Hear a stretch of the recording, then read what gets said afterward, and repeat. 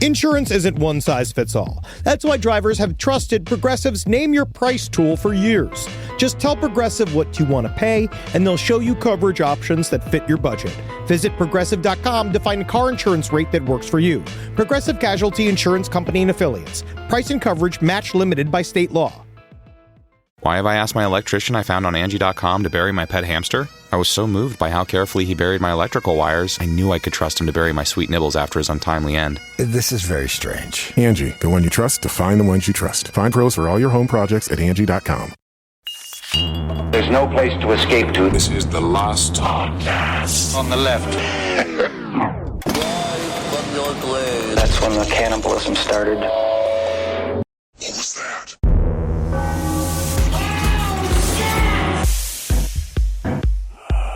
Never makes me feel Remember that? What? No, I don't know what you're talking about. Make me feel the way that you do. It's out of sight. Oh, yeah. Look out, baby. You're not saying words. It's a lot of mumbling. It's not mumbling. It's just in my head. So are you telling the audience to get ready? Sure. Get ready. Here we come. It's Last Podcast on the Left. My name is Marcus Parks. I'm here with Henry Zabrowski, the man who vaguely knows the words to songs, but not really. I know a lot of words to songs. It really depends if they're playing on the radio while I'm listening to it. Yeah, and I said the word radio. I'm ancient. Fuck all of you. He's 42. He's not ancient. Yes. And we have with us the eldest member of the Last Podcast family, Ed Larson. That's right. You can see the morning, but I can see the light. Ride, let it ride. Yes, correct. He'll always be correct. Bachman Turner Overdrive. Now, that's a family I would agree in letting them run the United States of America. The Bachman Turners? Yes. Yeah, okay, yeah. They're Canadian, I believe. Yeah.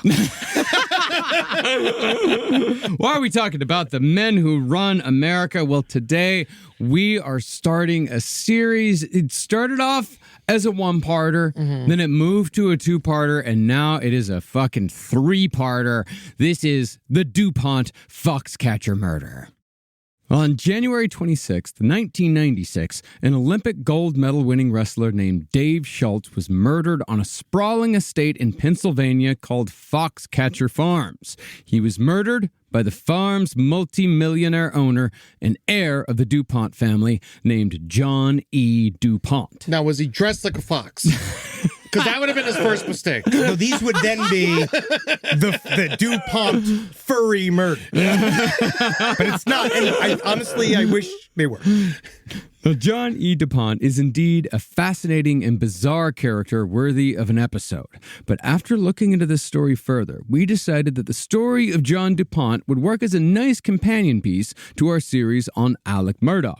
See, while Alec Murdaugh was an example of what happens when privilege gets out of control within a family that controls just 5 counties in one of America's poorest states, the story of John E. DuPont is what happens when the same thing occurs within one of the families that controls America itself. It's kind of amazing it took that long. Yeah. It took like that long that we know of. Yeah. The history of the DuPont family, who were nicknamed the Merchants of Death by journalists after World War I because of the insane profits they made off of the war, that history is inextricably linked to the darkest sides of American history. It goes back to damn near the founding of our country. The DuPont family's companies have provided munitions and explosives to the American government in every war in our country's history save the Revolution, from the gunpowder used in the War of 1812 to the enriched uranium used in the atomic bombs dropped in Japan. So congratulations. That's not what the point you're trying to make. Okay. Oh, I thought you were saying they were really good at business. Yeah. If this was a different podcast, that would have been like a praise. Then, from the gunpowder used in the War of 1812 to the enriched uranium used in the atomic bombs dropped on Japan, the DuPont company truly is a titan of industry. Good on you, DuPont, and I can't wait to be a billionaire myself. All I have to do is pull my dick that seems to be swollen inside of my sister out of her, and I'm certain I'm on my way to millions of dollars. The DuPonts, however, are not just involved in war profiteering. As their 1935 slogan put it, the more public-facing side of the DuPont company provides, quote, better things for better living through chemistry. Yeah, I would put it more like better things for better living through chemistry. Yeah, well, that is how it went. Like, some guy read it like that, and they're like, we can't talk to the people like that. Can we rejudge that, honestly? Hot robot chick. Barney, we need you to stop doing these commercials. Better things for better living through chemistry. The Better DuPont things company. for better vanilla flavored douche. I'm dressed in rayon. Ooh, can I lick your frying pan? Good work, Barney. Now that's a solid middle American. The DuPont companies have provided this world with rayon, nylon, cellophane, and countless other products that are an everyday part of our lives. Look around you, and you'll probably see a dozen things the DuPonts had a hand in making or creating. These things? All of these things? All DuPont. Yeah, maybe. Yeah. That probably had something to do with the plastic and the metal, yeah. Right? Yeah, at some point. Yes, Oh, wow. at some point in the creation or the manufacturing, the DuPonts have their hands in every fucking sector of the modern world. That's why I buy things that cross my fingers. Yeah. So it doesn't count. No DuPont, no Nestle. No DuPont, no Nestle. And then I'm it's, fine. yeah, and then I'm it's done. safe.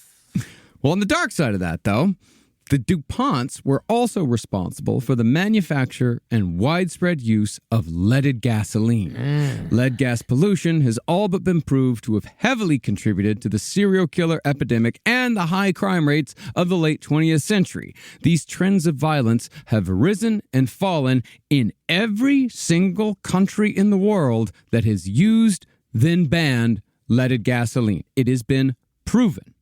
But perhaps worst of all, the DuPonts are responsible for Teflon and the proliferation of the forever chemical C8, which has been scientifically linked to several forms of cancer, and it currently sits in the bloodstreams of every single person listening to my voice right now. It is in you. So yes, Merchants of Death is indeed a fitting nickname for the DuPont family. Yes, if you had cancer in Ohio, thank them. Hey, man. Anything that helps your one-person show. You know? So you mean to tell me that DuPont itself is an amazing benefactor to the world of solo theater? Yeah. The world of solo theater, definitely for hospitals. Dude, no Oppenheimer. Yeah. Yeah. Yeah. No, and you know what that means? No Barbenheimer. Wow. Yeah. We would have missed out on that cultural exchange. And man, it was worth it.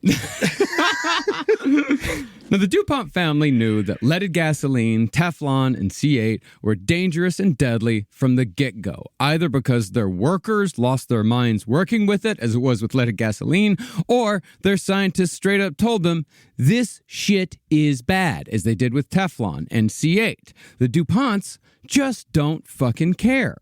The DuPonts have also spent centuries pushing America into war after war for their own personal profit, and they have manipulated American politics for just as long, not based on what was best for America, but rather on what would maximize the DuPont family's profits and power. As such, I would actually go so far as to say that the DuPonts are a perfect example of the systemic rot that has been exposed in the latest Epstein files. Because remember, even though we got millions of pages recently, it is still only a small fucking percentage of what they have. Well, that is just because they wanted to cover all the pictures of teenage corpses, Marcus. Yeah. And honestly, that was what they said. They're super, said we're not. No one's into it Yeah, yet. no one wants to see that. But you may get your snuff film after all. Yeah! Been saying for years that snuff films don't exist, but it turns out the government has all of them. Turns out there are 6,000 hours of them. You ever seen the movie Silver Linings Playbook? Yeah. That's what this is. But like the DuPont family, the people exposed in those Epstein files do not care about red or blue, Democrat or Republican. They do not care about America, democracy, or the people who do all of the work that makes them their obscene piles of treasure. All these people care about is the accumulation of wealth and power, because when you have that much money, laws and morals cease to exist. It proves that there is no war but class war, motherfuckers. And the latest Epstein drop is the starkest example we have ever seen of that. I mean, the worst part of the Epstein files is just the flippant way in which they do business. And honestly, the lack of care. It makes me so upset Peter Thiel, he's not thinking about us. He's not. No, you believe that shit? I'm so I thought he was my PayPal. I looked at honestly, I looked at the bro. He's not even my pay acquaintance. The bromance between Joe Rogan. I've been shipping them. Yeah. Peter Thiel, Joe Rogan for a long time. Yeah, and that the fact bromance. that there have been no less than 6 people in the Epstein files that have been guests on Joe Rogan's podcast. Also. Yeah, where's that Booker at? Right, guys? Come on, guys. Come on, send him over to LPN. We need some of that heat.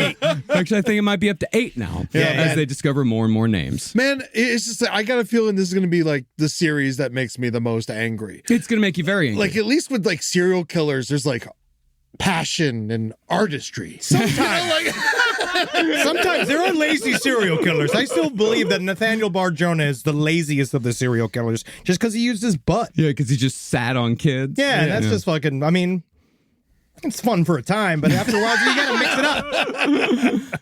But to bring it back to the DuPonts, this is not a new phenomenon.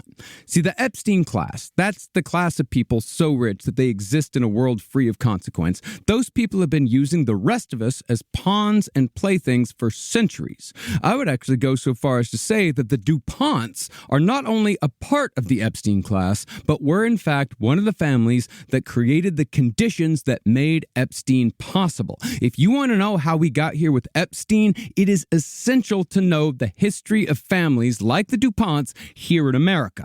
But while everything involved with Jeffrey Epstein is an example of the most evil shit that the rich and powerful do, John E. DuPont, the eventual subject of this series, he is an example of the dumbest shit that the rich and powerful do. The principles, however, are the same. That's what happens when cousins fuck for many generations.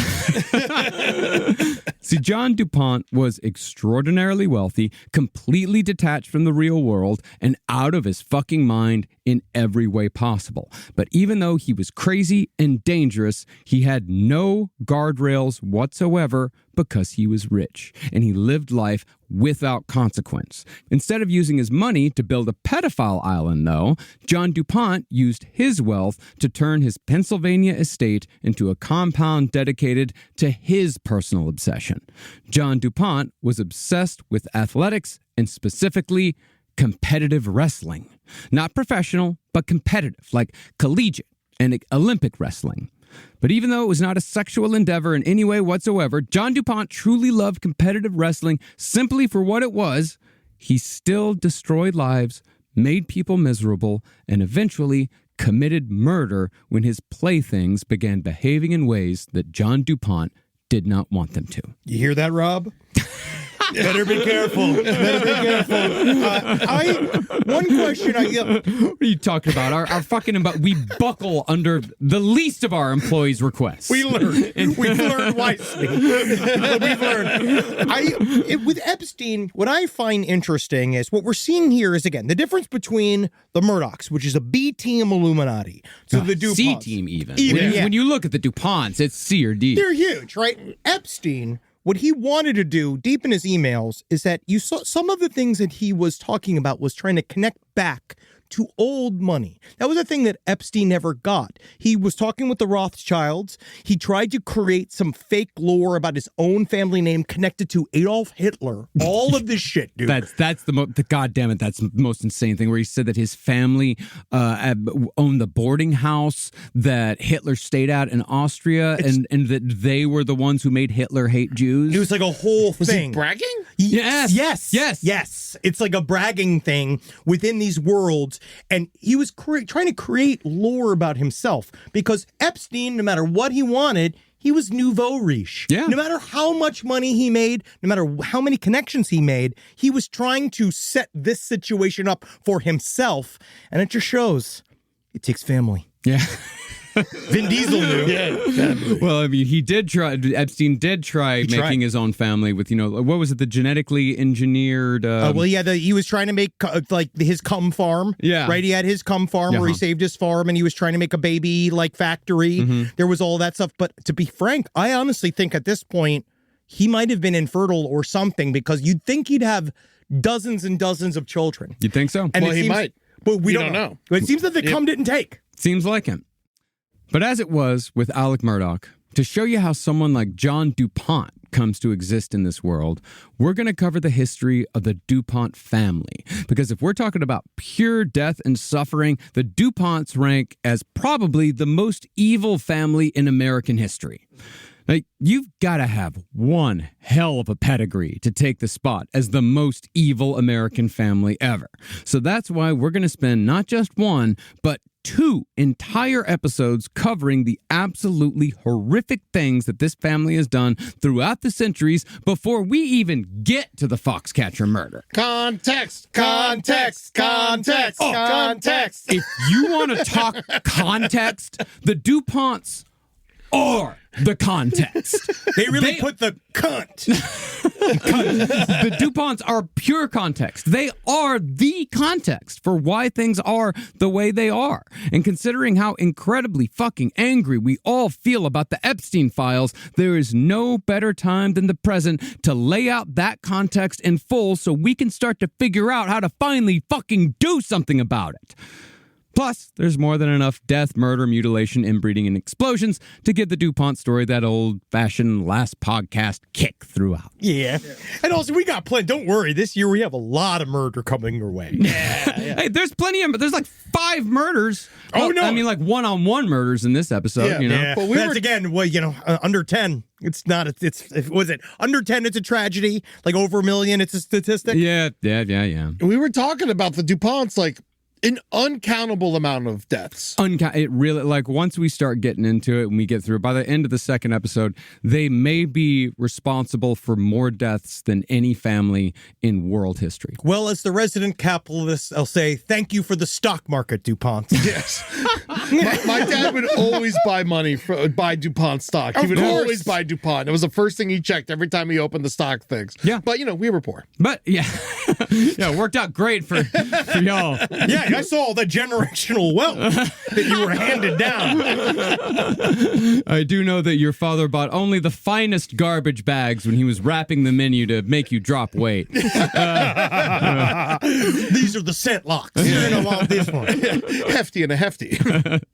Now, for our main source today, we used DuPont Dynasty, Behind the Nylon Curtain by Gerard Colby. It is incredibly long. It's like 1,000 pages, but it is fantastic for anyone who wants maximum historical context. You're gonna fucking choke on it! There's gonna be so much fucking context! Your life's gonna fucking end! I'm gonna fucking wrap my balls of context around your fucking nose! Hell yeah, man. You all are going to die. No, you might be out of luck if you're a hard copy purist here, because the DuPont family bought up most of the copies of DuPont Dynasty upon the book's publication, then convinced the publisher to not print another edition despite the first printing selling out. It's funny how that happens.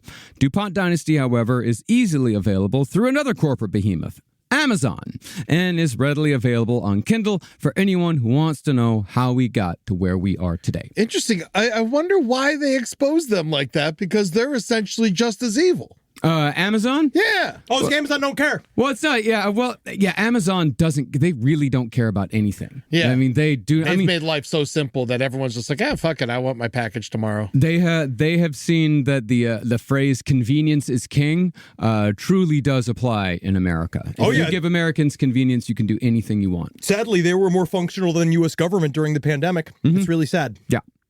Now, there are currently over 1,500 living DuPonts in the United States. That's a lot of doo-doo. Thanks, Barney. Barney, you gotta stop coming into these ad rooms during the end of these meetings, okay? You read copy, Barney. DuPont fucking dookie kind of spell. I Barney, said doo-doo. Save that gold for the recording studio. Oh, my belly hurts. Uh-oh, seems that he's saving the gold, but he shared a little brown. Uh-oh, Barney gotten into the cotton candy again. It tastes so good. I know, but it's not food, Barney. My nostrils hurt. Well, out of those 1,500 living DuPonts, just about 50 DuPonts form the core. The core DuPonts controlled $200 billion in assets. Those assets come from over 100 multi-million-dollar corporations and banks around the world. The DuPonts are therefore easily the richest and most powerful family on Earth, with a direct personal wealth estimated in excess of $15 billion, although it's impossible to know for sure just how far their reach really extends. But because their tentacles are so long, the list of corporations they control is far too massive to list. They have controlling interests in companies that make chemicals, weapons, cars, aircraft, and oil. They control insurance companies, computer companies, sports teams, foods, utilities, investments, law firms. They control General Motors, Boeing Aircraft, Remington Arms, Phillips Petroleum, Conoco, Domino Sugar, Farmers Mutual Insurance, Liberty Mutual Insurance, and the United Fruit Company. United Fruit, of course, counted CIA director and MKUltra instigator Alan Dulles as a board member for decades. And we are, to this day, still dealing with the consequences of what the CIA and DuPont's United Fruit did down in South America back in the 50s, because God forbid we don't have constant fucking access to bananas. Let's not come for bananas, okay? I like bananas. Bananas are a big part of Ed and I's life. There's a lot of potassium in bananas. I'm just saying the human cost of making sure that we can get a banana whenever we want is pretty fucking high. I agree. I still like the bananas. The bananas are not at fault. They were just being yellow. Yeah, and like everything you listed there, it doesn't seem like there's really that much conflict of interest. No, none. No, man. No, none whatsoever. We're going to be getting into United Fruit, the CIA, and DuPont far more in the next episode. DuPont had a controlling interest in United Fruit starting in the 20s. So they are responsible for, God, so much. God. Poor bananas. But back in America. Little horns of pain. Oh, bananas filled with blood. Bananas are great. Because, there's so many things that you can eat and then fuck the jacket it was wearing. Yeah, like a lady. But back in America, the DuPonts also more or less own the state of Delaware. Ugh. No wonder no one knows what they're doing. Honestly, at least it's a shitty state. That's one of the bad ones. It's a shitty state because of the DuPonts. 11% of Delaware still works directly for the DuPonts. And when you include businesses that depend on DuPont, that number rises to 60%. In fact, the DuPont company even has a cute nickname in Delaware. People call it Uncle Dopey. Oh, that's Barney's father. I love Uncle Dopey. Yeah. He's got a big penis. Looks like God spent a lot of time on my ding dong and not a lot of time on my brain pot. You look tired, Uncle Dopey. You want a massage? Yeah, start with my ding dong. Barney, get back in here. We got to record another commercial. Well, since Uncle Dopey has their hooks so deeply in Delaware, and I'm talking about the DuPont Corporation here, that means that the DuPonts almost certainly had Joe Biden by the short hairs from the very start of his political career until the very end. We talk about Marcus, how dare you? How dare I talk about our beautiful center-right president who went to bat for those poor corporations again and again and again. Let me be here, clack. All right, let me be clickety clack. All right, let me be clear, clickety clack. Right, DuPont. I don't know DuPont. All right, listen here. Let me be clear. All right, Joe Pont. I know. John Pont. I know. DuPont never met a man. DuPont de Leon. You discovered America. If this tells you anything, Biden purchased a 10,000 square foot former DuPont mansion in what year? 1977. As such, I very much guarantee you that the DuPonts had every reason to want Joe Biden in office for as long as possible, no matter what it cost the rest of us. He didn't work hard enough. Hold on, you're telling me they weren't Bernie fans? That's crazy. Yeah, they weren't Bernie fans. No, not at all. And they definitely wanted Biden to keep rolling down the fucking halls of the White House for as long as possible, keeping him in office and keeping him in the election far fucking longer than he should have been.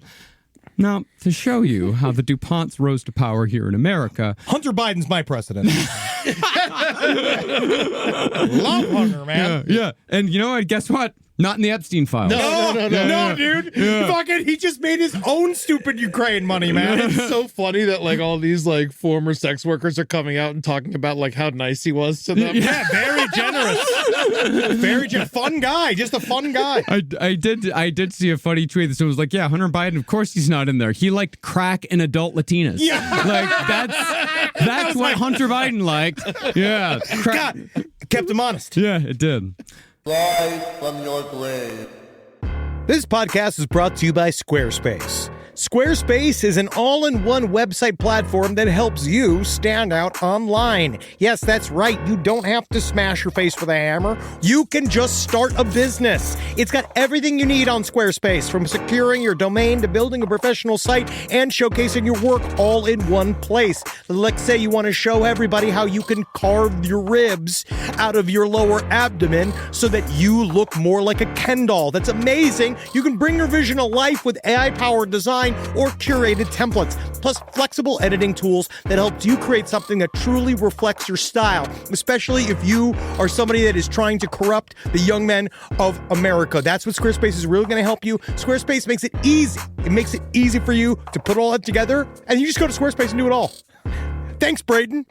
Head to squarespace.com/left for a free trial. And when you're ready to launch, use offer code LEFT to save 10% off your first purchase of a website or domain. Summer means freedom. And for adults, summer means work next to freedom. But thanks to Mint Mobile's summer sale, it can almost feel like the work is playtime for the adults.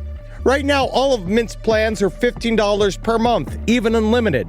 Free yourself from Big Wireless and switch to Mint Mobile for high-speed data and coverage on the T-Mobile 5G network. It's so well connected, I could call from anywhere. Deep from well within my bunker, where my AI-fueled robots slowly but surely toil for me, but I know for a fact I'm saving money on my phone plan. Or up above, where I'm training all of my giant Amazon female warriors who will fight in bulletproof mesh. Also, honestly, Mint Mobile's really cheap and it's really reliable, so you should use it.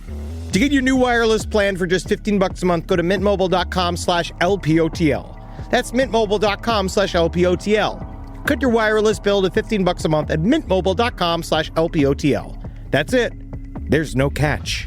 Upfront payment of $45 per 3 months, $90 for 6 months, or $180 for 12 months. Plan required, $15 per month equivalent. Taxes and fees extra. Initial plan term only. Greater than 50 gigabytes may slow when network is busy. Includes up to 20 gigabyte hotspot.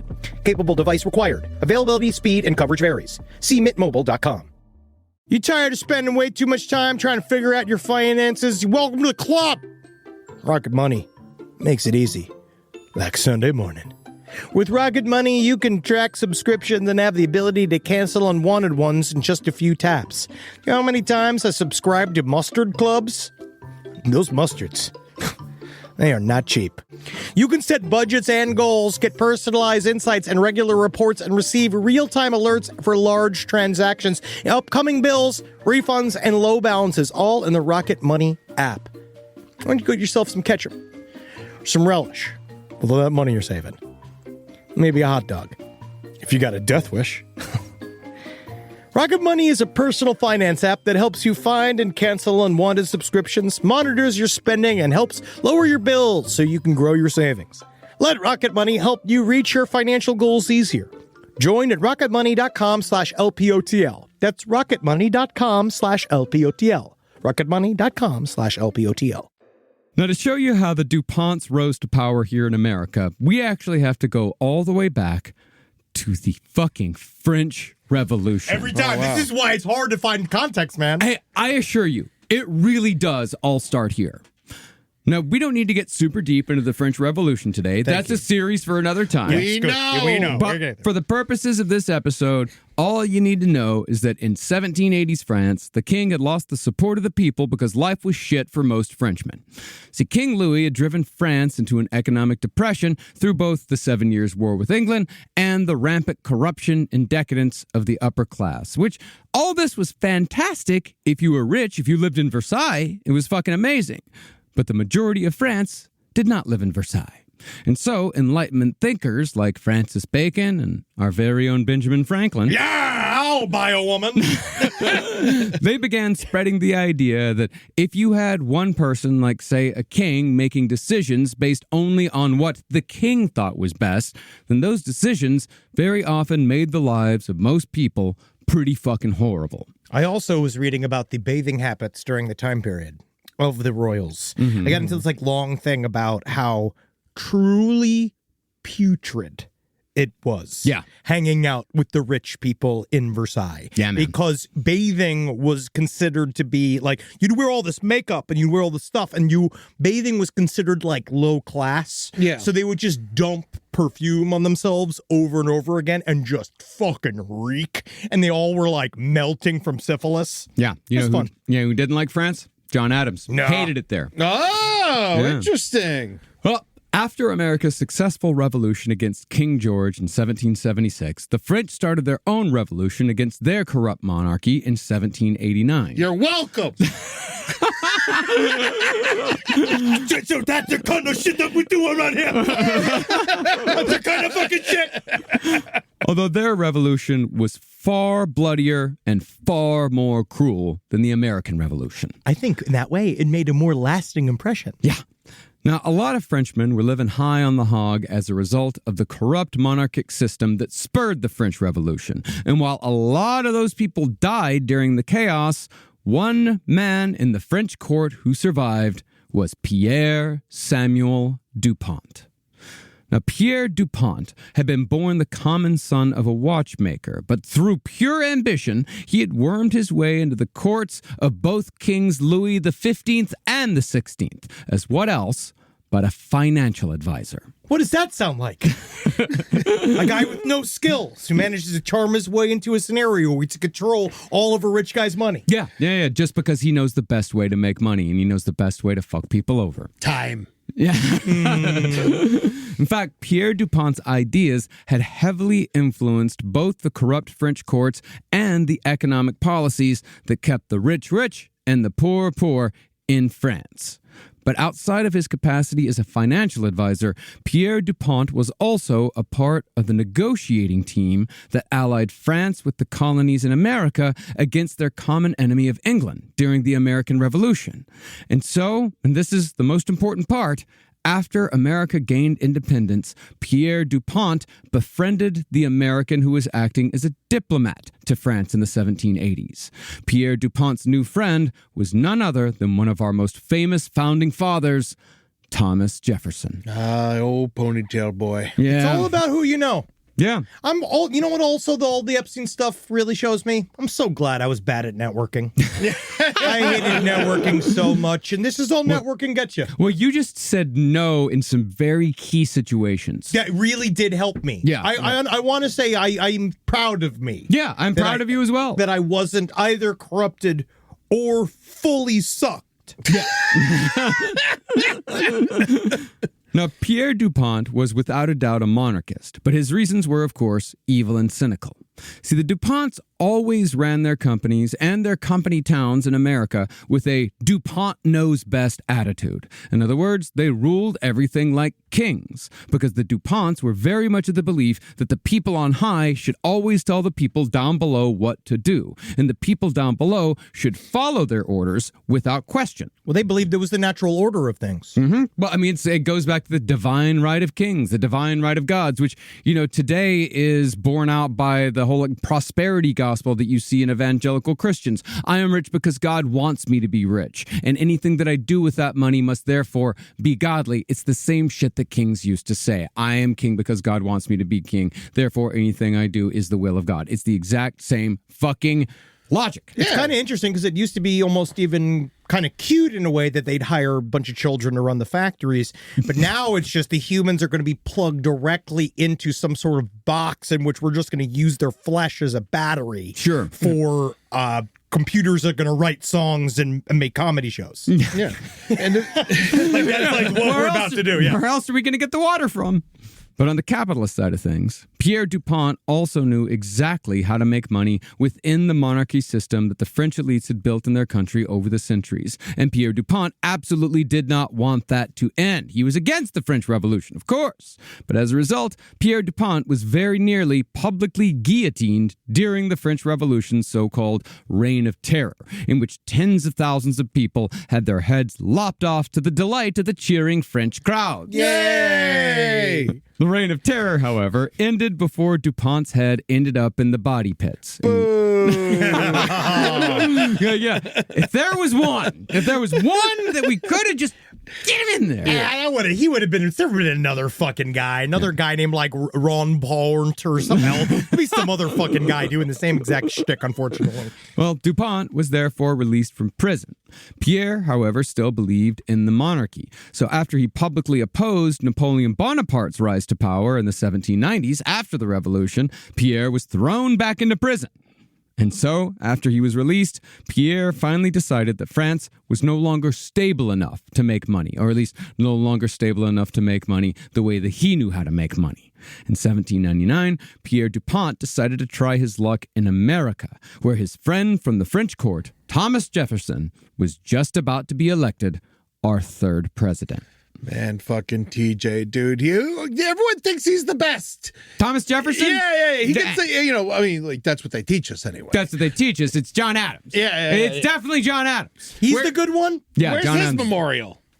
Oh, he already memorialized. The only way it could possibly be appropriate for John Adams is that he was played by Paul Giamatti. Yeah. True. That's the memorial. That's the best memorial he could possibly have. Now, the opportunities in America that DuPont saw were soaked in blood from the very start. See, the French Revolution had really only kicked off after gun makers industrialized. The mass production of guns meant that anyone who had enough money could just buy an army. In fact, the industrialization of gun manufacturing was also what enabled the United States to free itself from its monarchy. And Thomas Jefferson had told Pierre Dupont that the future of America was indeed in guns. That's why in Civ it's so important to keep your production up, because obviously the goal there, obviously you're going to have a hard time building an up army from scratch if you're doing it unit by unit, but you can buy an army. Yeah, that's true. That's very true. It's been a long time since you've had a Civ reference. It's just, it comes back. Yeah. Because right now I'm mostly reading Kabbalah and watching and reading Epstein files. Yeah. And that's how you got both sides of Judaism. And that's how you got Civilis. Yep. Oh, cute. See, there was a lot of land to plunder on the American continent, and therefore a lot of people to kill. This was going to require many, many guns. And it just so happened that one of Pierre Dupont's adult sons, Irénée Dupont, he had become absolutely consumed with the science of gunpowder. Dupont also saw that there was ample opportunity for the establishment of a new kind of class in America, a class that had all the power of a king, but none of the responsibilities, nor the accountability that a king might feel from his subjects. Dupont saw that if a person had enough money in America, they could do and get away with just about anything. Because as we still see today, there have always been people at the bottom in this country willing to bow down to the people at the top for just the slightest chance that they might one day be allowed to join the elite. That's right. And if they don't like that, they still love to blow shit up. Yeah. That's true. There's a lot of stuff. There's a lot of fun stuff in here for Americans. Yeah. And you just have to remember, guys, they're not going to choose you. No. You know what I've learned as a human being, honestly, this little lesson is that I thought the way show business and the way life worked was that you'd be so good at something. When I was a little boy, I really thought that you get good at something and you work hard at it. Well, that's what they tell us. And you get out there and you do everything you can to put yourself in the right position, blah, blah, blah. And that, of course, They can't wait to have a new disruptor in there. Yeah. They can't wait to have the new person that's going to take over the kingdom with all of their innovative ideas. Yeah. No, they don't. Yeah. They don't like that. Yeah. As a matter of fact, it makes them really angry. Yeah. And as a matter of fact, it's what keeps you from hitting certain levels because you're not going along the grain. You have to suck dick to get in the club. Yeah, and that's the thing is like people are like, Henry, you're doing great. You got this fucking huge deal. Everything's wonderful. You run this company. He doesn't want this. He wants to be an actor. All I wanted to do was nothing. Do you have any idea how easy the life of an actor is? This was an accident. Do you have any fucking idea how Totally an accident. exceptionally easy Timothy Chalamet's life is? All right, this is a much more difficult road, but we like it. Yeah. And so Pierre DuPont, his wife, and their 2 adult sons boarded a ship set for America in October of 1799. The trip was only supposed to take 5 weeks, but the captain of the ship, the American Eagle, got lost and sailed aimlessly around the Atlantic for 3 months. That's because eagles fly. Yeah. Yeah, why name your boat after a bird? Yeah, name it after a fish or a whale. It's really about that goes under. Yeah. What's on the water? What stays on the water? A boat. How'd they get lost? Just like left. Honestly, left. it happened a lot. Keep taking lefts till we get there. Yeah, it happened a lot. Ocean's big. There's no signposts. Yeah. You know, like he ended up like way down south. Like they ended up just sailing around aimlessly, trying to put up, like distress flags. Supplies ran out. DuPont's had to survive on a soup of boiled rats that they'd trapped in a hot tub. But this temporary boiled rats. I bet you on some point, though, you boil enough rats, you do eventually get good at boiling rats. You got to, yeah. What's best is the guts. Mm-hmm. What? The guts. The rat guts? Rat guts. You should be eating the rat guts. You got to close out. The only thing is like their livers, if you can feed one rat enough fragrant foods and thick fats, then the liver will grow, then it'll be tasty. Foie gras. Yeah, foie gras. You're just talking about making a rat in a foie gras. Yes. But this temporary dip into discomfort, this provided the DuPonts with a creation myth that made them seem more common than they really were, because they knew that in America, a success story is the most powerful story of all.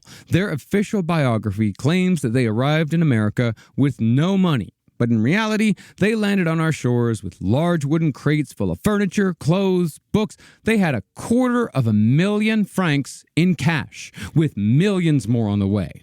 Where most immigrants... Well, that's how you know they're self-made. Yeah. Because their parents had a lot of money. Yeah, because they bought what they had. Yeah. That's a lot of francs. That's a lot of francs. Yeah, I mean, like, what do you even do with all those francs? You Gotta just get a spend 'em. Harry or a Bill or something, just like, it's got to get confusing sitting there. Were the rats named Frank? He'll be the first against the wall. Where most immigrants to America in the early 19th century were forced to live in muddy hovels for months or years before being able to afford somewhere better, the DuPonts simply bought a big comfy house in Bergen's Point, New Jersey, and christened it Good Stay. It's humble when it has a name. Pierre also, in short order, purchased several slaves for his wife, and Pierre and his sons also bought up large swaths of land so they could sell it off piece by piece at a huge markup to the actual struggling immigrants who just arrived in America. Self-made. Yeah, wow. Marcus, what anniversary is the slave purchase? I think that's 35 years. Oh, wow. Okay. 35 So I got years. time. Yeah, you got plenty of time. We'll have to really just get the legislature really kicking in. Yeah. But while the DuPonts were always adept at immediately finding the best way to make money by fucking over others with less power, the thing that made the DuPonts a dynasty in America was Irénée DuPont's obsession with gunpowder. See, Irénée saw that gunpowder in America was hard to get, expensive, and of poor quality. And say what you will about the DuPonts, but they were actually geniuses when it came to chemistry. And Irénée had devised a process to make high-quality, affordable gunpowder on American soil. So Irénée scouted locations for the first DuPont powder mill and eventually settled on the Brandywine Creek in northern Delaware as the place where the DuPont dynasty would begin. And that's why the DuPonts own Delaware. And at the same time that the DuPonts were establishing themselves in America, their friend Thomas Jefferson became the third president. And he had done so with an eye toward westward expansion. Now, since the DuPonts had left France, Napoleon Bonaparte had indeed taken over, and he decided that he needed the French soldiers who were defending all those American territories. He needed those soldiers back in Europe so he could kill the British. So Napoleon put the Louisiana Territory up for sale. And when Thomas Jefferson needed an advisor to negotiate what would be the Louisiana Purchase, he called up none other than Pierre DuPont.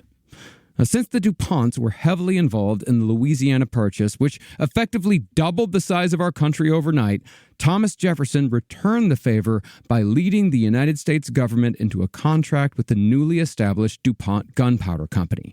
As a result of that first deal with Thomas Jefferson, the DuPonts have had their hands in every single American war, invasion, and so-called police action since 1803. For those counting, that's 223 military conflicts, all of which made the DuPonts a lot of money. God, that's like almost one a year. Yeah. It's You a know lot. what? Well, we sometimes have a lot going on at once. Congratulations again, guys. Yeah. Really great work there. That's crazy. Get in on the ground floor. I mean, Whoa. early investor in America? Yeah, dude. Come on. No one gives a fuck about my pogs. Yeah. I have so many pogs still, man. I got my O.J. Simpson's is innocent pog. The slammer. I've got my Michael Jackson is innocent pog. I've got my Woody Allen is innocent pog. It's amazing. We were talking about it all the way back in Pog time. Yeah.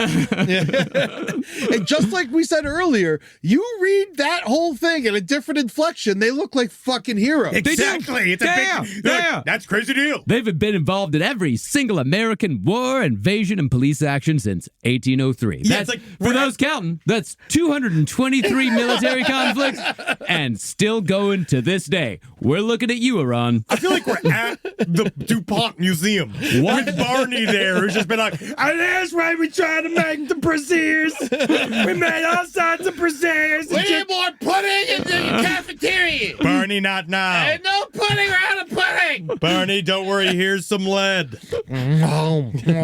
Perfect. Watch out, Columbia. We're coming for you. Hope you like grapes. Now, the United States government began its contract with DuPont Gunpowder with an order of 22,000 pounds, and that amount only increased with every year. Manufacturing gunpowder is, of course, incredibly dangerous, so a lot of men died fulfilling these orders.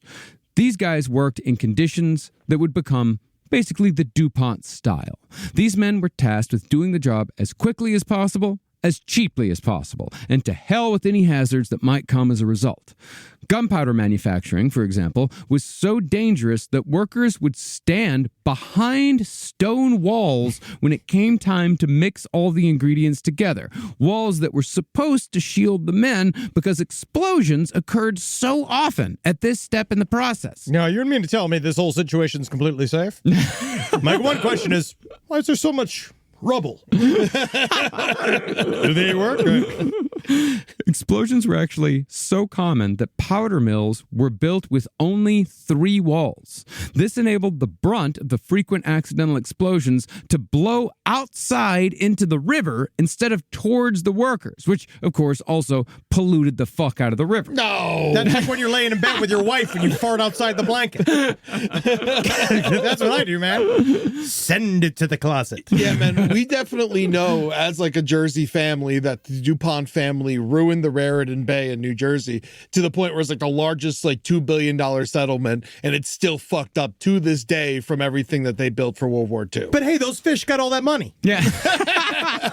And that's one of thousands of bodies of waters that the DuPont family has rendered not only useless, but deadly in the United States. I'm still thinking about last week about how we almost blew up half of Alaska just using hydrogen. Like, that was floated. You know what I mean? And people considered it. Like, it was like long discussions about it. I'm sure there was a DuPont executive in the room when that discussion was happening. Oh, It's like, we could blow it up. Yeah, they're like, Great idea. Fucking awesome. Yes. Even I, who know that it's bad, is like, but how big would it be? You know? Like, can we film it? I'd be curious. Hypothetical. But even with this practice of having 3 walls so the explosion would go outside, entire mills would sometimes explode. In just 1 year in the 1800s, 5 DuPont gunpowder mills exploded, killing 36 people. Only 8 of those 36 dead were identifiable because the rest of the victims had been reduced to little more than bloody chunks of flesh and shattered bone. Cool. Wow, it's just the idea of just like, this is the worst part of getting off of work, and the only way you can get home is in a bucket. Man, it would be a great way to fucking just escape life. Yeah. Just like, he was in the DuPont explosion. No, you call it pulling a 9/11. Yeah. Now, when the War of 1812 kicked off against the British, the United States government increased their gunpowder order with the DuPonts to £500,000 per year, which meant that Irénée DuPont had to build even more powder mills to keep up with the demand. But even though profits were skyrocketing, the DuPonts still wanted more. They wanted to keep taxes on the company and wages paid to their employees as low as possible. So they hired an actual paramilitary force to quote-unquote bribe people into voting for legislation that favored those policies. Basically, the DuPonts would have their private army guard the bank where the workers got paid. And in exchange for their compliance and voting the way the DuPonts wanted, the workers were, let's say, highly encouraged to take hard liquor or beer if they drank, if they were Methodist, or gunpowder if they didn't, if they were Quaker. Wow, that is not a lot. Yeah. It's not a lot for it. But it's still, people really like that stuff to this day. Oh, I get it. They do, but it's also they are highly, it's that thing it's like a Serpico, oh, you're not taking the money? What's wrong with you? Why are you not taking the money? What's wrong with taking the money? Yeah, you're being forced to do it. Yeah, you're being they're bribing, quote unquote bribing, but you're being forced to take it. Now, there were enough people. Yeah, because they're a fucking mafia. Yeah. Now, there were enough people. They're more than a mafia. They are a literal army. Yeah. Wow. The mafia, they would destroy the mafia. Again, congrats. Now, there were enough people in Delaware who didn't work for the DuPonts where an uproar rose over this vote rigging. Delaware, therefore, passed a state law prohibiting the raising of private armies by employers. They actually had to make that a law, but the DuPonts were one step ahead. Instead of fighting the law, Irénée DuPont's brother, Victor DuPont, he got elected as a state representative and later a senator. With the DuPont in Congress, they enacted legislation that basically guaranteed DuPont rule over Delaware in perpetuity. Still rule it to this day. Honestly, you can keep it. I was thinking the same thing. It's bad because of that. Well, I'm going to get into it later. I know, of course. But it's I'm bad. joking. Yeah. I'm joking about Delaware. I'm certain it's fine. It's the first state. Whoa, that's right. Yeah, the first one to say yay. Now, the DuPonts were rigging the system in America just as Pierre had rigged it with the monarchy in France. But the DuPonts thought of themselves as royalty in more ways than one. See, in 1833, Irénée DuPont's daughter married the son of Irénée DuPont's brother, Wait Victor. a second. Hey, no, don't interrupt. Don't interrupt the French. The newlyweds were, of course, first cousins. And this would become a common practice amongst the DuPonts. Of course, nobody kisses like my fucking Aunt Becky. And honestly, thank God her downstairs lips made her upstairs lips once again with my cousin Becky. Well, like the monarchies of old, the DuPonts routinely married their first and second cousins to keep the company entirely within their family. Oh, yeah. Now, as Garth Ennis so succinctly put it in Preacher, son of God or son of man, you can't fuck your sister and expect much good to come of it. Yeah, it makes for horrible movies. But while the DuPonts weren't necessarily sister fucking as far as we know, they have been, in the strictest sense of the word, an inbred family since the 1830s. And that's bound to create a few weird fuckers here and there as they continue to shit out more and more DuPont parasites. You can say it's legal to marry your first cousin in whatever state. I want to say it's like it's 3 or 4 states or whatever you can legally marry your first. It's a fair amount. I mean, we know, everyone knows Holden McNeely. His grandparents. His grandparents were first cousins. Oh, yeah. But that's the thing. I think they were just first cousins once. I think if you just do it once, you just get a Holden. But if you keep doing it over and over and over again, you get a John DuPont. So you think it was once? Yeah. You think it was once? 19 states. Yeah. And Washington, D.C. Oh, really? Yeah. Oh, so yeah, that's our capital. That's fun to do. It just feels like it's too close. Yeah. There's all kinds of rules that should be in existence that aren't. Why do we need this rule? Now, the DuPonts acquired enough wealth early on in America's history where the boom and bust cycles that ruined the lives of regular Americans, they never touched the DuPonts in any meaningful way. As the unstable American economy of the 1800s took down tens of thousands of other businesses, the DuPonts never faltered and, in fact, scooped up as many of these businesses as they could whenever the market took a downturn. Mostly, though, the DuPonts thrived because providing munitions for American wars always has been and always will be very good business. Settlers traveling west, for example, back in the 1800s, they needed a lot of gunpowder to fight and kill any tribe that stood in their way. There were a lot of tribes out there to kill. Yeah, man. Fucking, they were a pain in the ass, too. Can't believe that they just sat there where they lived. Move! I said move! Look at my hat! Get my boomstick! I can see your balls. You don't deserve a house. American armies along the Canadian and Mexican borders, they always needed plenty of gunpowder reserves at the ready. Additionally, the United States government, they owed a debt to the DuPonts for whatever lands they obtained for whatever may have happened on those Canadian and Mexican borders. Just as Pierre DuPont had played a part in the Louisiana Purchase, the DuPonts also provided gunpowder for the Mexican-American War, which resulted in the acquisitions of Nevada, New Mexico, Arizona, Colorado, and where we sit currently, California. Wow, that's another one of those sentences. You want to read it again? Just as Pierre DuPont had played a part in the Louisiana Purchase, the DuPonts also provided gunpowder for the Mexican-American War, which resulted in the acquisitions of Nevada, New Mexico, Arizona, Colorado, and that beautiful land in which we currently sit, California, USA. Thank you for the diapers!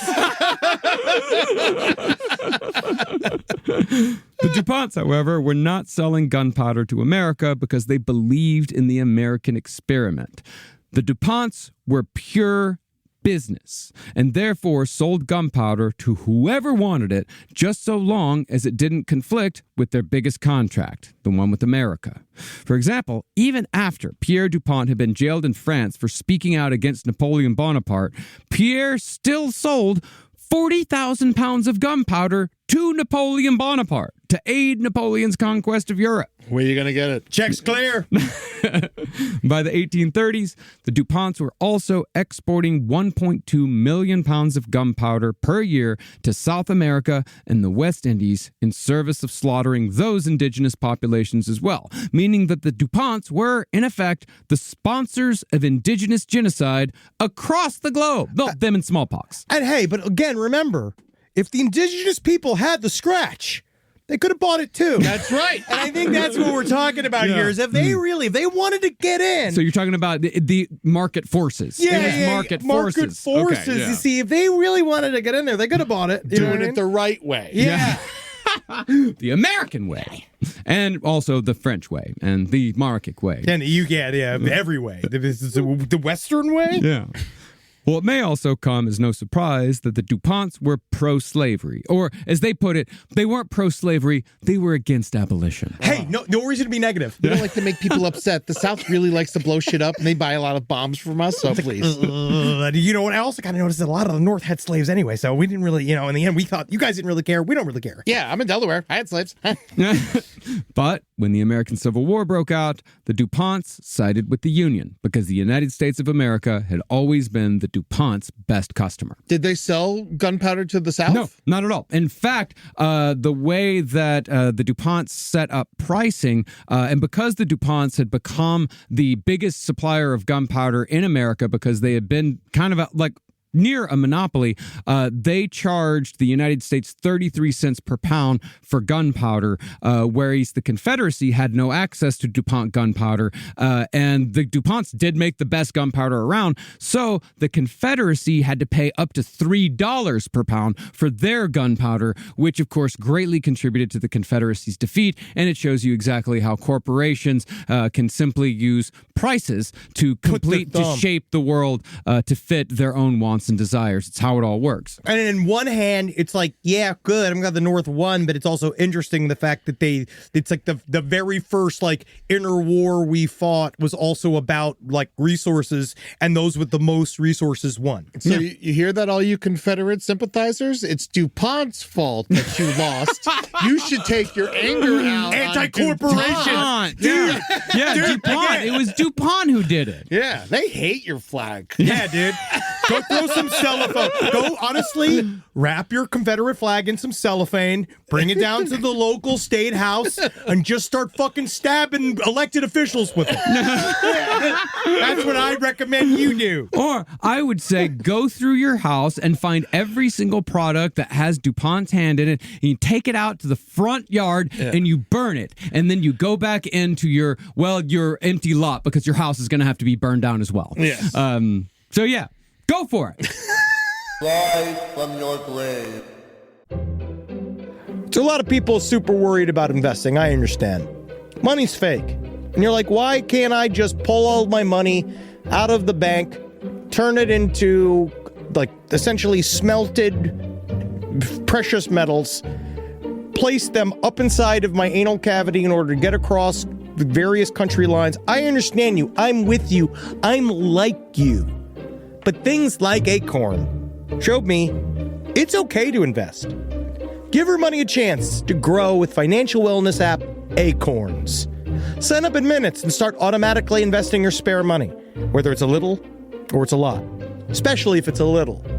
And the Acorns potential screen will show you the power of compounding and how your money can grow over time. I'm actually not joking here. Investing money as early as you can is super important. I heard early on a piece of advice that said it's not how much you put in the market, it's how long you are in the market for.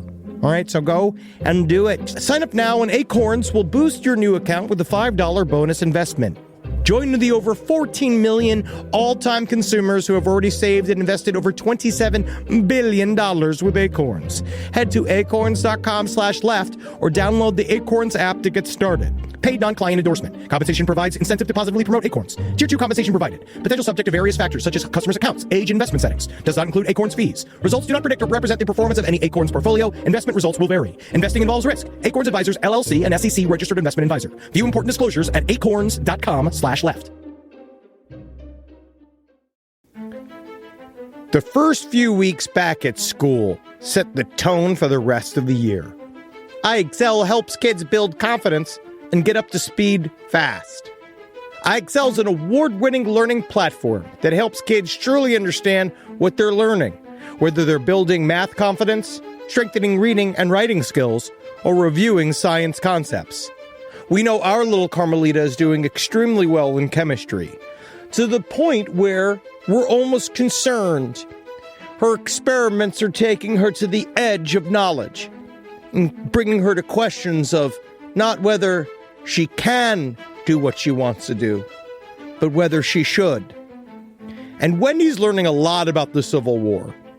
And from pre-K through 12th grade, iExcel offers personalized interactive learning that adapts to each child's level and pace. Like it balances Wendy's love of chicken with her love of the Civil War. But it's still wonderful what iExcel helps her to get leaps and bounds beyond the other children at school. iExcel is used in 96 of the top 100 school districts in the United States. 96 of the top 100! Studies show kids who use iExcel score higher on tests, and also higher on whether or not they're going to get any snackies after their main dinner. Make an impact on your child's learning. Get iExcel now.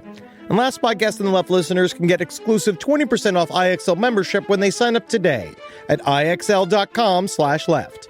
Visit iexcel.com/left. to get the most effective learning program out there at the best price. Hey there, all you Quinceaholics. Oh, I feel so good. I got the breeze coming through my linen pants and my linen shirt. Oh, it's too hot for my cashmere sweater. Thank God I got this wonderful undershirt and sunglasses to keep my eyeballs safe from the radiation of a star that's trying to kill all of us. I digress. Listen. Quince has got anything you need. They're going to help you out. They're going to change your life. You like simple, plain, good-looking clothes with high-quality fabrics? Quince your hiney. Get in there. Take care of yourself. Be good to you and dress like a prince when you're wearing your Quince. I got a silver chain. Woo! Doctor, I got a silver chain. It looks great. You can get anything you want. They have gold bars. All right, you want to buy a gold bar? Quint's got a gold bar. All right, you go get that for yourself. You treat yourself nice and you dress even better. Upgrade your everyday. Go to quince.com/last for free shipping on your order and 365-day returns. Now available in Canada and the UK too. That's QUINCE.com/last for free shipping and 365-day returns. Quince.com/last.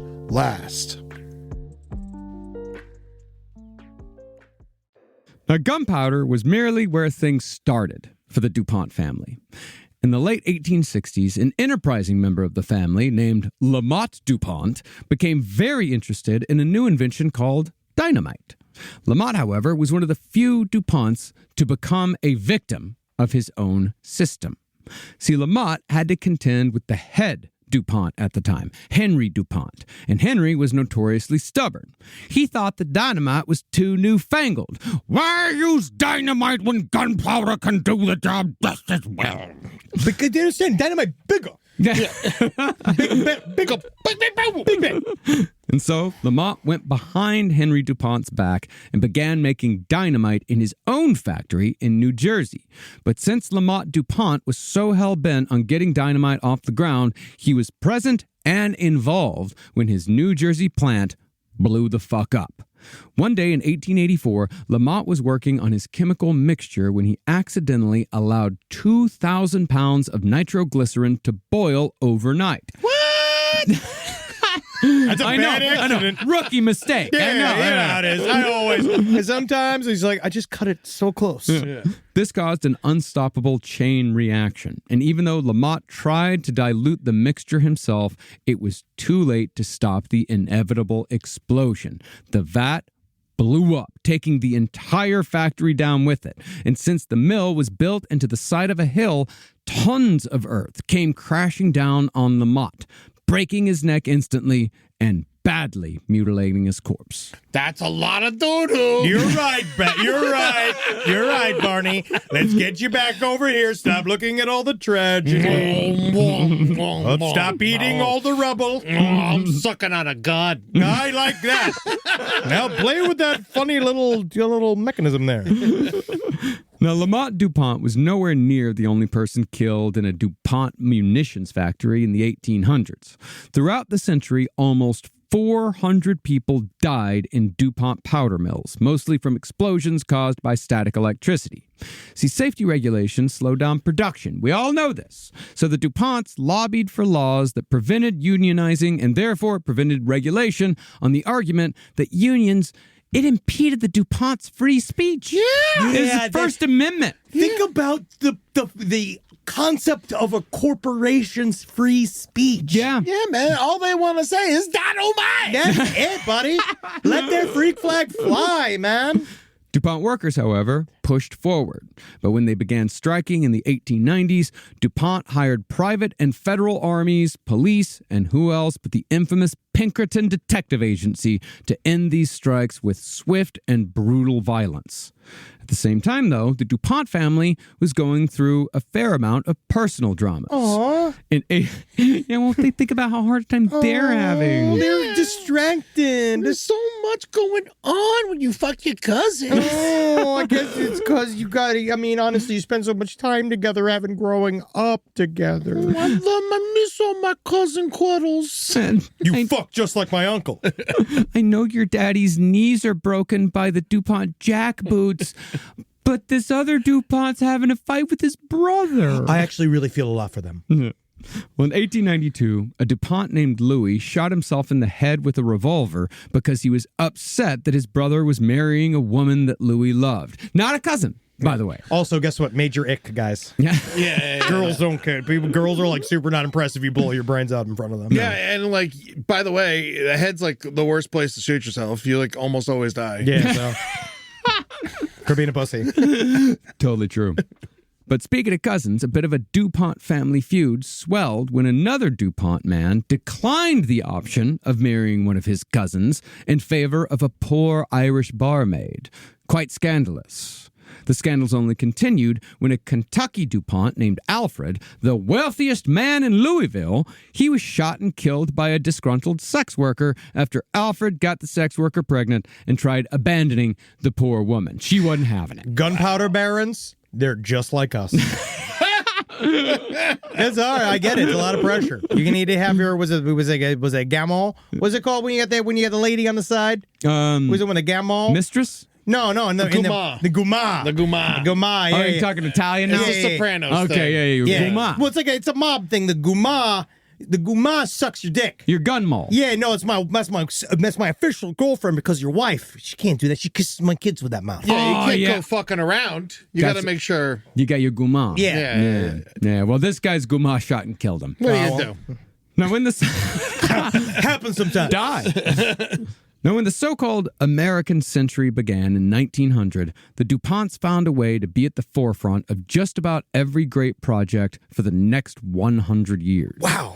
As it turned out, dynamite had been a pretty good investment. Yeah. The Panama Canal, one of the first massive works of the century, was built with DuPont dynamite. You know how much dynamite you need to blast a hole that fucking big? It's a lot. Okay. Yeah, dude. I was saying like LPM wanted to. I think we were going to invest in a fusion tank. Sure. Oh, Yeah. cold fusion? Cold fusion. That's cool. We're going to have it here in the office. I'm going to get a black hole machine. Yes, thank you. Yes, next. Sure. Yeah. Write a proposal. We'll look into it. Yeah. Hell yeah. That's so great. It's called the Universe Gaper. I like working here. I want to end the world. However, there would be nothing more profitable for the DuPonts thus far than the 5 years of firestorms and mass murder that was World War I. Oh, great for them.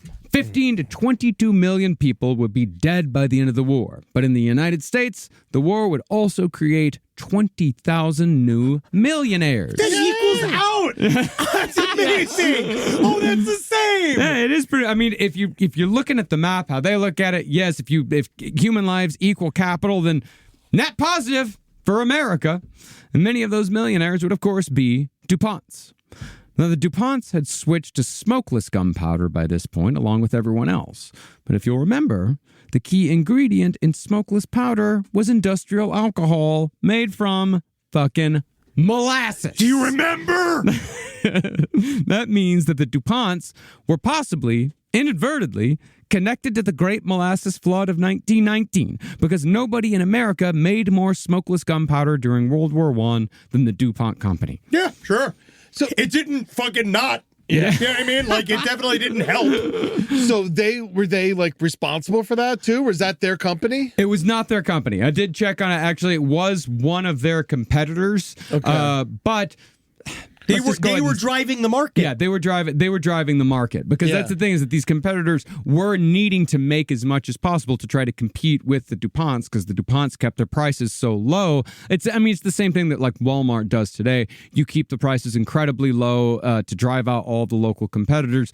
So yeah, it does when you have these companies like this, it does not necessarily force because these men of course aren't forced to do anything, but they feel like they have to cut corners in order to get more profit so they can, follow the big dogs. I think the point is, it is DuPont who is setting the tone. Yes. And they are all following DuPont's lead. And I gotta, obviously, if you don't know the answer to this, we'll just cut it out. But where did Germany get their gunpowder? Did they get it from DuPont? In World War I? Yeah. They did not get it from DuPont. No. Okay. No. They there was a little bit of there was a bit of sneakiness with Germany in World War I with DuPont. But the real sneakiness is going to come with Germany in World War II. Oh yes, they were real sneaky then. Yeah. So we're super sneaky. Yeah, we'll get into the sneakiness of the DuPonts and the Nazis on the next episode. Oh, they created their own thing called the Haber-Bosch process. They had their own way of innovating gunpowder. Cool. Good for them. Yeah. Now, the DuPont sold millions of pounds of gunpowder to the British alone over the course of World War I. What began as 21 million pounds in 1914 for the British grew to an order of 455 million pounds just 4 years later. At the same time, though, the DuPonts were also behind a propaganda campaign to get the United States involved in the Great War so the DuPonts could get their best customer in the game. The big DuPont in the early 20th century, Coleman DuPont, routinely published scathing attacks on any government official who was anti-war by using an organization called the National Security League. The NSL called for increased military service and an increased arsenal, and they bought politicians to echo that message. There was even a DuPont senator in Congress who spent all of his time steering other senators towards entering the war, which we did in April of 1917. DuPont, of course, provided the munitions, and that senator retired from Congress that same year. Oh, very smart. Yeah. Man. Job done. Man, it's so many times, it's like, my first thought is just like, man, these guys really fucking awesome. And then you're like, oh, wait a second, this is really bad. Yeah, of course. You know what that is, Eddie? You're a true American. Yeah. Well, a true fucking American. I do the same thing. We have to constantly we have to we're brainwashed. Yeah. We're brainwashed. Well, it's respecting the game. It's like where you're like, wow, like, holy shit, that's clever. It's very clever. What also just shows if you get in early, you can do a lot. Mm-hmm. Speaking of, it's our 15-year anniversary of doing podcasting. Yeah. And it's amazing how low the bar could be if you just get there first. Yep. Actually, in June, it will be, June is my 25th anniversary in broadcasting. Oh, wow. Yeah. I've been in this business for 25 years. Should I give you like an ashtray or something? Yeah. Give me a watch. How's about that? Let's see what we can dig up.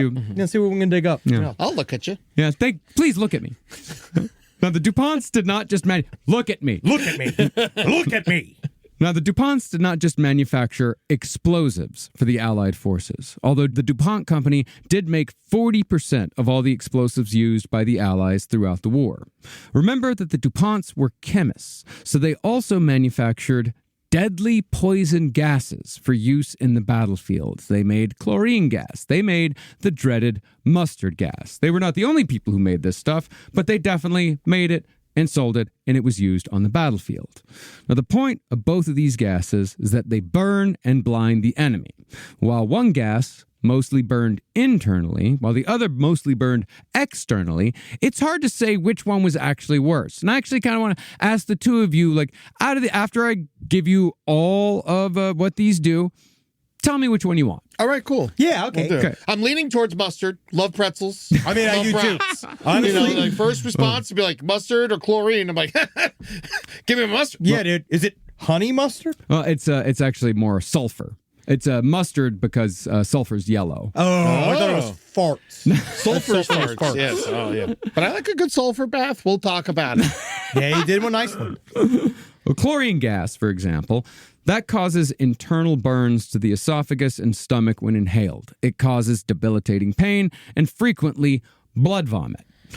Mustard gas, meanwhile... Yeah, I would assume it would be vomiting blood, but it's just called blood vomit. That's what I call it. Oh, okay. Are you vomiting blood? Because to me, if you're vomiting, it's vomit, but if it's blood, it's blood vomit. It is blood vomit. Yeah, it's specifically blood vomit. And they are vomiting blood because of what the chlorine gas is doing to their insides. So there's no food in there, it's just blood. It's just blood. And it's your own blood. It's not blood that you drank earlier. Not anymore. I'm sorry that I gotta say this again, but...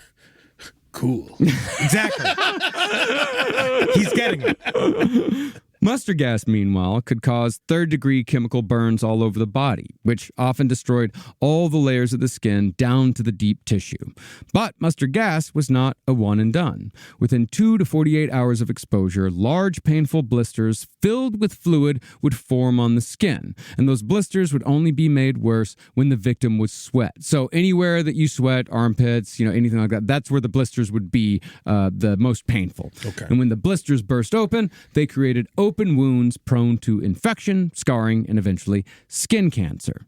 Both gases could also temporarily or permanently blind anyone exposed, and both were happily manufactured by the DuPonts. Hearing all of that information, mustard gas. You going for mustard? Yeah, only because chlorine, I feel like the interior's worse. Yeah, it is. Yeah. It's worse. That's definitely worse. Yeah, with mustard gas, I could still smoke weed and eat hot dogs. You might still have some breathing problems because it's not like breathing mustard gas was like great for you, No, but it wouldn't fuck you up on the inside as bad as chlorine gas would. And chlorine gas also wasn't great for the skin, but it wouldn't fuck you up as bad on the outside as mustard gas did. Who needs skin? Yeah, that is true. Yeah, man, skin for me, I like muscle and grit. Yeah, it's just holding your muscles back. Just give me a cool jacket and I'm fine. Yeah, dude, that'd be kind of cool. You skinless in an awesome leather jacket. Hello, everybody. How you doing? Now, by the end of the war, the DuPonts had increased their workforce from 800 men to 85,000 men, and their profits were no less than $247 million in 1919 money. That's roughly $4.5 billion in today's currency, and that's just World War I. The DuPonts, however, were clever enough to spread this wealth amongst many DuPonts. After quite a few DuPonts became millionaires, they began building mansions with 150 rooms on lavish estates furnished with decadent antiques. This is, of course, we'll be getting into that with the Foxcatcher murders on part 3. This is one of those estates. Cool. It also seems like the DuPonts never quite forgot the French Revolution, because some of their estates were built surrounded by walls that had shards of broken yet attractive glass poured into the wet concrete. This served as a sort of trademark DuPont aesthetic. It's barbed wire for the incredibly wealthy that, of course, also keeps out the unwashed masses. So it's a glass jutting out from the concrete. Yes, so you glass can't clam jutting it? out from the top of the concrete. I'm looking at it but right it's also very pretty as well because it's like antique. Yes, it is truly beautiful. Like it's just like colored glass, all like hyper sharp, just built into the concrete. Mm-hmm. I mean, cool. Exactly. God, we just like villains, all right? When I played the Star Wars card game, I only ever played the fucking Empire. I only ever played all the evil characters in Risk. It's me, man. The DuPont family, however, also did their best to keep those unwashed masses from even learning about the French Revolution. Here's where we get to Delaware. The DuPonts made sure that Delaware stayed uneducated. And as a result, Delaware had some of the worst literacy rates in the country. Despite being, they had one of the worst literacy rates, but were also, because of the DuPonts throwing off the average, the fourth richest state in the entire nation. And that's also and then money attracts money. Mm-hmm. And where there's people with money, other groups with money will come and be a part of it. It's like sharks. Yeah. But the DuPonts also made sure that they didn't pay any taxes into Delaware, so Delaware also remained poor. Well, these are also the old school guys that would do it the old way, right? Like Carnegie. All these guys, they'd go do something bad, and then they'd build a building. Not the DuPonts. Yeah, I know. That's the thing, that's why we know Andrew Carnegie's name. That's why we know, Guggenheim, why we know all these guys is because they did build these massive monuments. They did give their money. DuPont, all you know their name from is a fucking label. Oh, yeah. Because the DuPonts liked to stay in the background as much as they possibly could. They did not like the spotlight because they're smart. Yeah, they're smart. They knew that the moment you come forward, the more you're public facing, the less you can get away with. And they knew that the less people know that you are a king, the more like a king you can act. Shithead billionaires talking to us, we are in a new realm of that. Billionaires were never like this before. In my time, growing up, I don't remember billionaires. I mean, I guess Ross Perot. We didn't have billionaires. Well, it's like Ross Perot was like the most, in my mind, in my childhood. Can I finish? Yeah, can I finish? It was like, he was the first guy I remember being like, he was like, I'm a billionaire and I do amazing things. It was so and funny because he did look like the Monopoly man. Yeah, it's very funny. But it's interesting to see how, like, now all of these morons are addicted to the same thing we're addicted to, which is attention. And you'd think a billionaire would be past it. Nope. Yeah. And the DuPonts, like, they keeping Delaware stupid. No offense, Delaware. Back then, it's obviously different now. Yeah. Sorry, Ian. But keeping them, like, uneducated and keeping them poor is a different form of slavery, in my own personal opinion. Yes. Oh, 100%. They're like, it's just a little bit more expensive, but they're basically slaves. Well, it's just stuff like Dr. Oz, like, very casually dropping recently about how no one should ever retire. Yeah. Like, what is that then, if we're just working for the absolute rest of our fucking lives? Yeah, you're just making money for the people up top. And, and the DuPonts knew all of the most evil ways to do this. They kept their workers poor, tired, and sick. Many DuPont laborers made just $1 an hour during the war, and most worked 60 to 80 hours a week. And when the work was over, they'd go to sleep in uncomfortable shanties built by the DuPonts, where thousands would be crammed in to spread sickness and disease. And they would fucking thank the DuPonts for what they had because Always. they didn't know any better. Uncle Doopy. Yeah. Like they have a cute fucking nickname. Now, on the job, safety was not really a word that was even used in a DuPont factory. The workers had no equipment to protect themselves with because equipment costs money. And since many DuPont businesses dealt with dangerous chemicals, workers routinely died from fumes or chemical byproducts that literally changed the color of their skin. DuPont chemicals like benzol turned workers blue, while men who worked with picric acid were called canaries because the acid turned their skin yellow. Picric acid, by the way, also poisons the lungs, attacks the intestinal tract, and destroys kidney and nerve centers. And picric acid is also it's just used to kill people. It's used in munitions. They are being killed by things that are being used to kill people. Workers were also fatally poisoned by mercury fulminate and nitroglycerin fumes, more explosives, while the fumes made by the manufacture of smokeless powder made lung diseases like tuberculosis far easier to contract. And of course, if you get tuberculosis, that spreads even further. That spreads far beyond just the fucking workers. That spreads to your family, that spreads to the community. It is the misery that the DuPonts cause compounds and builds. In all, almost 350 DuPont workers were killed in plant accidents during World War I. But the amount that survived terrible injuries or died later because of the long-term effects of chemical exposure, or the people that died just down the line, impossible to know for sure. Yeah, my grandfather died from a chemical spill in his factory, and he got cancer 5 years later, and he died. And that's, that wasn't DuPont, that was Amoco, but like, fuck. Yeah. It's like, it's the same bullshit. It isn't credited to them.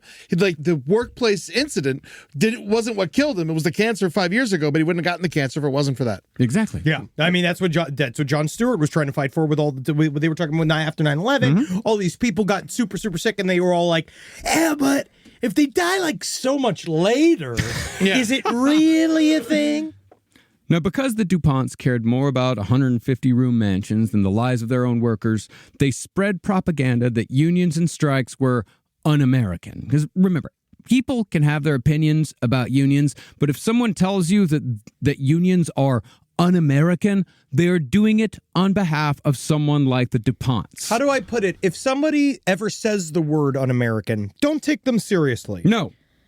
Now, like many other large corporations, the DuPonts hired the Pinkerton Detective Agency to either break unions and strikes or to prevent laborers from organizing unions in the first place. One of the Pinkertons' favorite tactics was to manufacture evidence that would result in organizers being charged with espionage against the government. That's a lot of prison time. Yeah. Pinkertons deserve their own episode one day. We've been talking about it for fucking years. We've been talking about it for a long time. It's so massive, and much of it is unions. Yeah. The DuPont rebuttals against organizing would also frequently get violent, and the DuPonts therefore had another private military made up of no less than 1,400 bootlickers to guard and police their factories. The DuPont's tactics, however, only got harsher after the October 1917 Bolshevik Revolution in Russia. The DuPonts actually felt personally slighted by the revolution because Tsar Nicholas II had ordered almost 1 million pounds of TNT from the DuPonts. Oh, he was a great customer. Yeah. That's the whole thing. Yep. And when the Tsar went down with the rest of the Russian upper classes, the DuPonts lost out on millions of dollars in Russian Tsarist contracts. And that was, of course, TNT that Tsar Nicholas II was planning to use against his own people. Now, regardless of what you may think of Bolshevik tactics, Vladimir Lenin, or the Soviet Union, the Bolshevik Revolution was still, at its most basic level, a people's revolution that overthrew a corrupt and out-of-touch elite. If we take it down to just bare bones. Yes. And that was terrifying for people like the DuPonts. Terrifying that could happen in one of the largest countries on earth. All I know is that every single time we simplify something like that, we never get any emails. Yeah. That's all I know is we definitely never get one. Yeah. Definitely, I can't wait to get the emails about the people defending marrying your first cousin. That is going to happen. I'm absolutely going to receive an email about how I offended them because they think cousins should be free. Yeah. They're in love, Henry. Yeah, I can't wait to get an email telling me that I support the murder of small little girls because I said that sentence. You do, though. Yeah. That's what I heard. Do I support the murder of little girls in basements? Say no. You didn't say no. You didn't.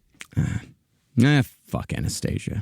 At this point, am I going to bat for Anastasia? No. Great movie though. I like their bat though. Yeah. Yeah. Anesthesia. That shit's fun. You fight for anesthesia. You gotta fight for anesthesia.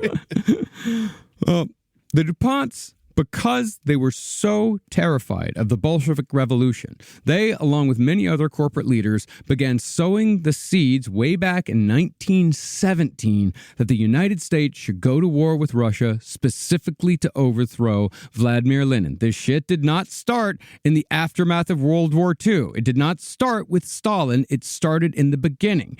The capitalist drumbeat for war against the communists was there from the start. And that drumbeat began solely because the communists fucked with the DuPonts' already obscene profits. The DuPonts lost a big contract. But perhaps more importantly, the Bolsheviks had personally slighted a DuPont. And that's super offensive. Yeah.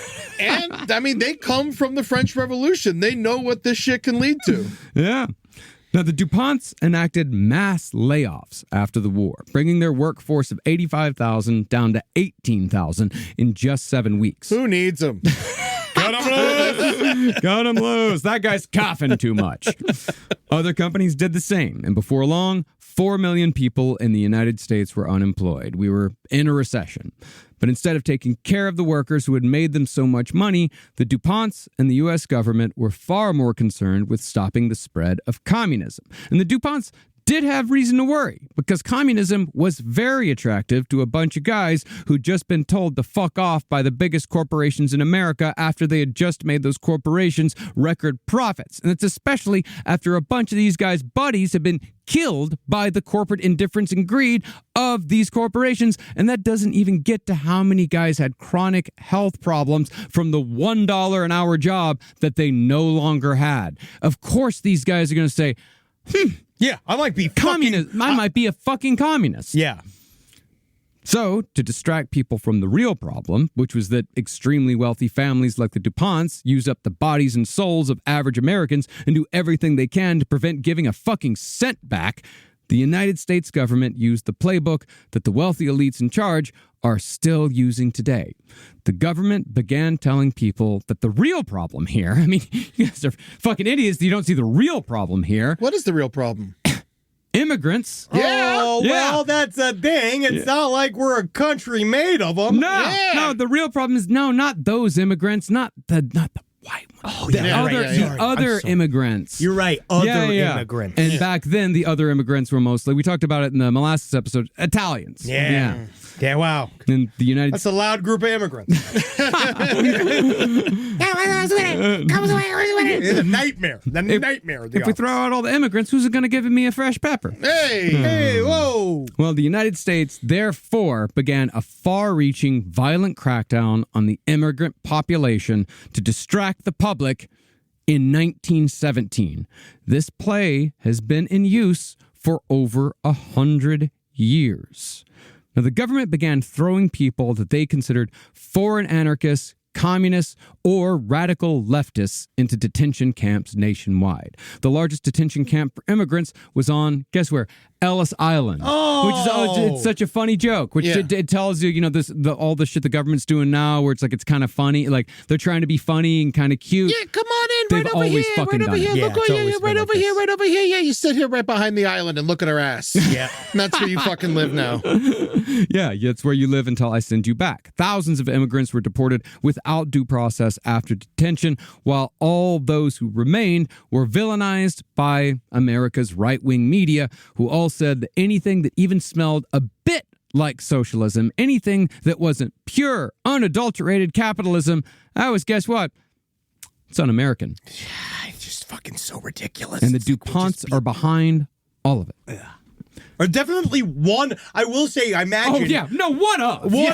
Yeah. No, they're not the only. It's not like the DuPonts are like that America is some shining fucking like beacon of goodness and truth, and the DuPonts are like the one rotten apple. One evil ones. No, they're not fucking. Stuff in there. They're not Gargamel. No, but they made the playbook. Yeah, they did. But I still. This country, man. We still got a shot. We do have a shot. No, I do believe in the promise of America. I truly do. We still do have a shot, but it's just we got to get rid of these fuckers. A lot of fuckers we got to get rid of. Well, as for the DuPonts, instead of offering to pay more taxes on their profits to take care of the workers who had made them those profits, the family got to what was really important. They decided that the best use of their time and money was to invest in the manipulation of children. So they became a leading force in the creation of the Boy Scouts of America. Ah, yes, where they go from whittling to diddling. It depends on how old you get, if you live. Oh, and the Boy Scouts, that would inspire Hitler. My scoutmaster touched my weebelows. Yeah, well, you should have been better at knot tying. You would have been able to get your pants down. Yeah. Well, in the early days, with the DuPont's guidance, and actually their goal for the Boy Scouts was not dissimilar from the Hitler Youth, every Boy Scout would swear an oath of unyielding loyalty to the president, the country, to the Boy Scouts leader, to the Boy Scouts parents, and lastly, an oath of loyalty to the Boy Scouts employer. The most important of all. Yes. The guys who paid for this stupid scarf. Who do you think made the badges you're fighting for? This was the influence of the DuPonts, who wanted to turn the Boy Scouts into a nationalistic paramilitary alternative to socialism. Instead, it unfortunately became, as many of these things do, just another place where children could easily be molested by an authority figure. Honestly, a lot of it I point towards length of the shorts. Yeah. Yeah, we're going to cover them up. Nah, you're victim blaming. Yeah, Kids should be able to wear as short shorts as they want without some nasty scoutmaster coming in and grabbing them. You're blaming the victim. Yeah, we'll just kind of have to see about that one. You know, between everything, it's so weird because, like, as time goes on, like the Boy Scouts, football, all this shit, the safest place for a child seems to be theater. Yeah, buddy. That's why, I just also remember just how unpleasant sports was. Yeah. Like, that's like part of the reason why I went to theater was because it was gross and the men were bad and I didn't want to be anywhere near any of the bad men anymore. Yeah. Or just running around in a circle is pretty safe. Yeah, it is. No, Unless until you get the Olympics. Yeah, and then it gets real bad. Then you get molested again. Yep. Well, that's gymnastics. Yeah. I'm certain there's some track guys that got molested. Yeah. I know there are. The Olympics started in Greece, Marcus. They've been fucking boys since before God. You don't think the first sprint wasn't from Socrates? That was it. He ran. Now, there were some people in the media who pushed back against the DuPonts. It's around the time that the profits from World War I were reported that journalists began referring to the DuPont family as the merchants of death. Cute. But even with everything that the DuPonts had already accomplished, there would be no decade in which the DuPonts made a larger impact on American society than the 1920s. And it's there that we'll pick back up next week with the stock market crash, the atomic bomb, Teflon, and Viet fucking Nam. Yeah, wow, can't wait, man. Fucking awesome. That's going to be a great soundtrack. Whatever's going on in that, like, it doesn't matter, man. It's a great-ass soundtrack. We're going to put some good tunes for this story. Yes. And I already know that DuPont was not the number one supplier of napalm in the Vietnam War. I do know that. Okay, but good. they did still supply enough. They got in there. It was enough. Hey, man, they got in there. Yeah. And providing all the enriched uranium for Fat Man and Little Boy and, giving cancer to thousands of people in the sites that enrich that uranium due to, low safety standards. It's worth something. Not to mention the firebombing of Tokyo. The firebombing of Tokyo, that was also a part of it. Again, one word. Barbenheimer. That is true, because everything changed after Barbie, didn't it? Yeah, honestly, and, I love Margot, and I think about her. Mm-hmm. She really needs the money. Yeah, she does. Who else needs the money? Us. Yes. Go to patreon.com/lastpodcast on the left and you can give us money for ad-free episodes. Isn't that nice? You also can see us live, 6 p.m. PST every Tuesday for Last Stream on the left, where we will go make good fun for you. But then if you give $25 to the Patreon, you can actually submit videos for our brand new show, Last Stream on the Left After Hours, in which we will show those videos, but everybody on the Patreon can watch. And we will put that up very soon. Our very first one's coming down the pipe very, very soon. Man, we're getting people to pay us to do our work. Yeah. That's capitalism. Yeah, baby. You just got DuPonted. DuPont! Come see us on the road. That's Please. right. February 28th, Austin, Texas, Paramount Theater. March 13th, Indianapolis, Indiana, Egyptian Room at the Old National Center. April 25th, Cincinnati, Ohio, Taft Theater. May 29th, Pittsburgh, Pennsylvania, Carnegie Music Hall of Oakland. I know that sounds confusing. June 27th, Grand Rapids, Michigan's at GLC Live at 20 Monroe. July 17th, Tulsa, Oklahoma, Cain's Ballroom. And July 18th, Oklahoma City, Oklahoma, Tower Theater. And on Wednesday, I'm going to be in San Francisco over at the Punchline with Grant Gordon and Julie Rosing. Come hang out with me there. That's going to be a lot of fun. That is on February 18th. Great. Oklahoma. That would be fun. And go on YouTube. Go see our new show, Vampire the Masquerade. We did LP and RPG. Go check it out. We're going to have an announcement soon. Monday. It's coming out. Very cool. We'll see. Bye, fuckers. Hail Satan. Again. Oh, God. Satan had nothing to do with any of this shit. Yeah. You know what? Hail Mark Ruffalo, because he was in Foxcatcher as Schultz, and he was also in the Dark Water movie against DuPont. Oh, so wow. Mark Yeah. Ruffalo, he double hates DuPont. But you don't think that DuPont probably didn't also pay for those movies so we're going to look like they were cool? I'm still hailing the roof. Yeah. Task was good too. You'd be surprised how many things you like are paid by the thing that is the most evil thing on the face of the planet in order for them to help kind of soothe it all over by saying, look, see? Oh, kind of like how the tobacco companies made the Annoying Truth commercials really annoying so we would hate them and then in turn smoke more cigarettes. Yes. So for that, we want to say thank you, Vanguard Group, for all the work you've done here at Netflix.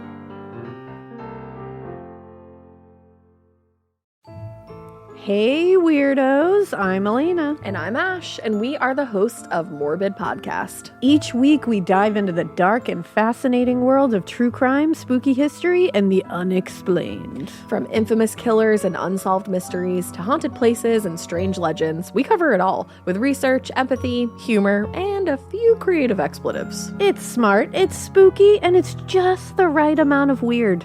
2 new episodes drop every week, and there's even a bonus once a month. Find us wherever you listen to podcasts. Yay! Woo! Ay! Ha!